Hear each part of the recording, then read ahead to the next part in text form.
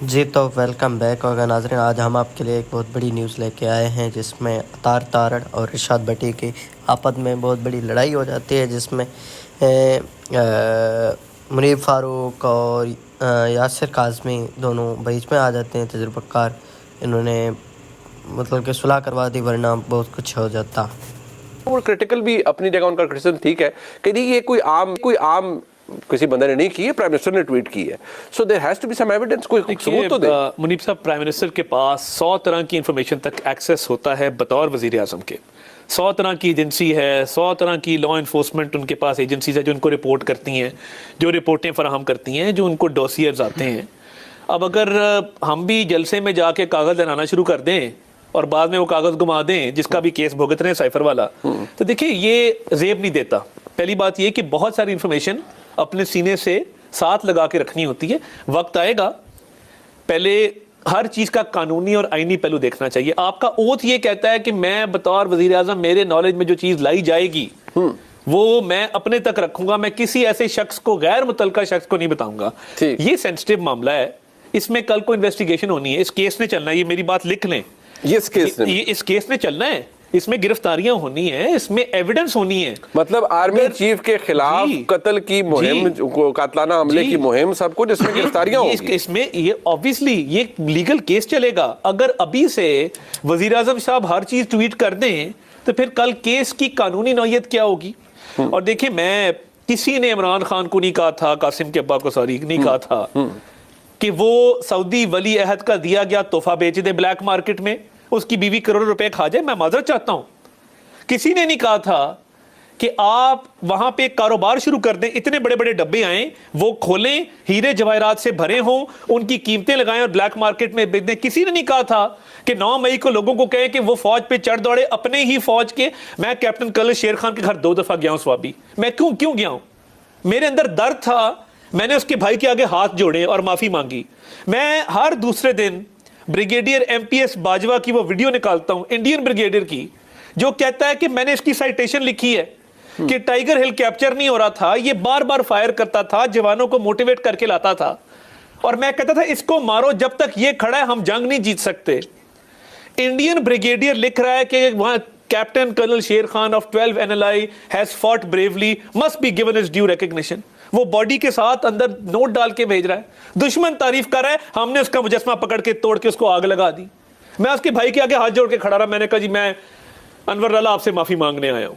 مطلب آپ دیکھیں تو صحیح نا کہ لوگوں نے کیا قربانیاں دی ہیں، لوگوں نے جانوں کے نذرانے پیش کیے. وہ کہتے ہیں تحریک انصاف کے چیئرمین کہ میں تو اس دن قید میں تھا، میں نے تو نہیں لوگوں کو کہا. نا پرابلم کیا ہے، ہمارا کیا اختلاف تھا؟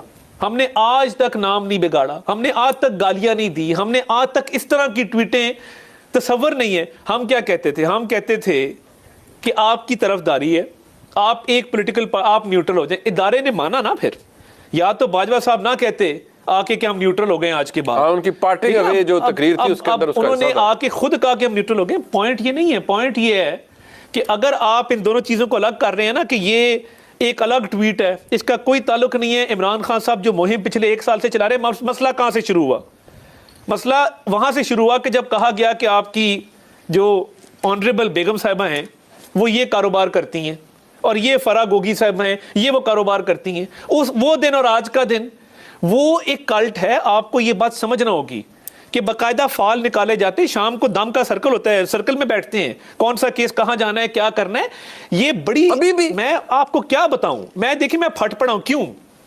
کیونکہ وہ ایک بلائنڈ کلٹ ہے. اب ایک سائیکولوجیکل کنڈیشن ہے منیب صاحب، اسے کہتے ہیں پرسیکیوشنری ڈیلوژنز. اچھا جی. کہ آپ کو لگتا ہے کہ میں یہاں سے باہر نکلوں گا منیب صاحب کے اسٹوڈیو سے، یہاں سے گولی آ جائے گی. میں گھر جاؤں گا، میرا کک میرے پانی میں زہر ڈال دے گا. میں وہاں سے جاؤں گا، وہاں میری بیوی جو ہے وہ مجھے گولی مار دے گی. یہ اس طرح کی پرسیکیوشنری ڈیلوژنز جو ہیں وہ ذہنوں میں بنائی جاتی ہیں. آپ کو لگتا ہے قاسم کے ابا کو یہ ہو گیا ہے؟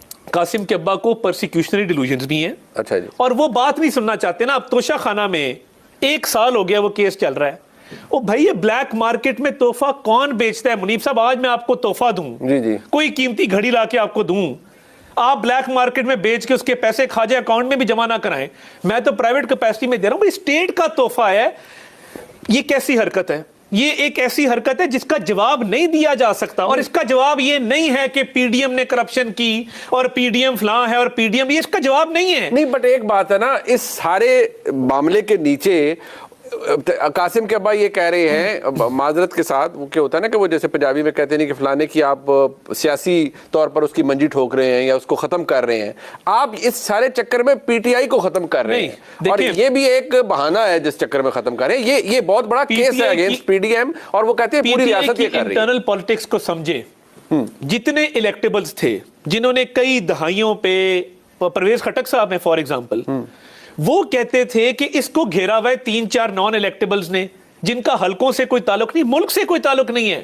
شہزاد اکبر آج کہاں پہ ہے, شہباز گل آج کہاں پہ ہے. یہ 3-4 لوگ تھے جنہوں نے خان صاحب کا مائنڈ تھا, مگر جنہوں نے اس بات پہ کنونس کیا کہ آپ جب تک اپنے فوج کو, اپنی سیکیورٹی ایجنسیز کو ٹارگٹ نہیں کریں گے آپ کی سیاست آگے نہیں چلے گی. آج بھی شاہ محمود کس منہ سے کھڑے ہوتے ہیں, آپ پوچھیں ذرا کبھی کہ نجی محفلوں میں وہ کیا بات کرتے ہیں اور خان صاحب کے سامنے وہ کیا بات کرتے ہیں.